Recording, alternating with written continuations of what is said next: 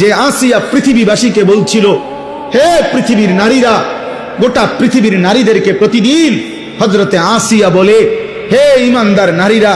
আমি সেই নারী যে নারী এই পৃথিবীর সর্বনিকৃষ্ট কাফের, খোদা দাবিদার ফেরাউনের মতো নিকৃষ্ট কাফের,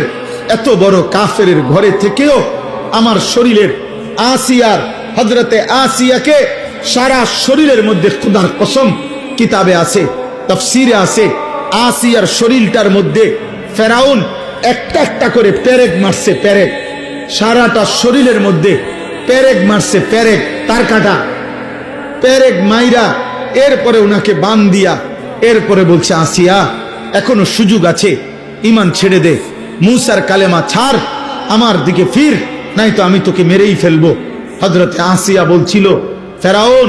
বাদশাহী ছাড়া যায়, তোর মতো ফেরাউনের স্ত্রীর মর্যাদা ছেড়ে দিলাম, রাজপ্রাসাদ ছেড়ে দিলাম, রাজরানীর মর্যাদা ছেড়ে দিলাম, কিন্তু ফেরাউন তুই জানোস না, কলিজায় যে ঈমান আছে সেই ঈমান ছাড়া যায় না, মালিক ছেড়ে দেওয়া যায় না, এমন রব ছাড়া যায় না, এমন সৃষ্টিকর্তা বাদ দেওয়া যায় না রে ফেরাউন, তোকে বাদ দিতে পারি। এরপরে তাফসীরের মধ্যে আছে,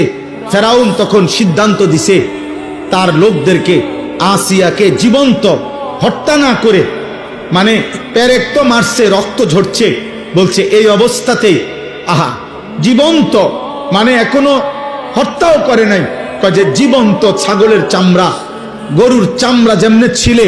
আসিয়ার শরীরের চামড়া এভাবে ছিলতে থাকো। তাফসীরের মধ্যে আছে হযরত আসিয়া তখন আল্লাহর কাছে একটা দোয়া করছে, আল্লাহ এই মুহূর্তে আমি আর কেমনে সইব মাওলা, আমি তো জান দেব মাওলা তোমার জন্য, আমার শুধু একটা আবদার, আল্লাহ আমি জান্নাতে, তুমি আল্লাহর সাথে, তুমি রবের সাথে তোমারে ভালোবেসে মাওলা আমি আমার জীবন দিচ্ছি, আমি তোমার সাথে জান্নাতে একটা ঘর চাই, রব্বি বিনি লি ইনদাকা বাইতান ফিল জান্নাহ, আল্লাহ তোমার সাথে জান্নাতে আমি একটা ঘর চাই, আমি ওই জান্নাতের ঘরটা চাই, আমার ইদ্দুরে আবদার। আল্লাহ তখন তাফসীরে আছে, আল্লাহ জিবরাইলকে বলছে, জিবরাইল আমার আসিয়ার জান্নাতের ঘর তার চোখের সামনে নিয়ে যাও, ও যেন জান্নাতের ঘর দেখতে দেখতে শহীদ হয়ে জীবন দিয়ে আমার জান্নাতে চলে আসে।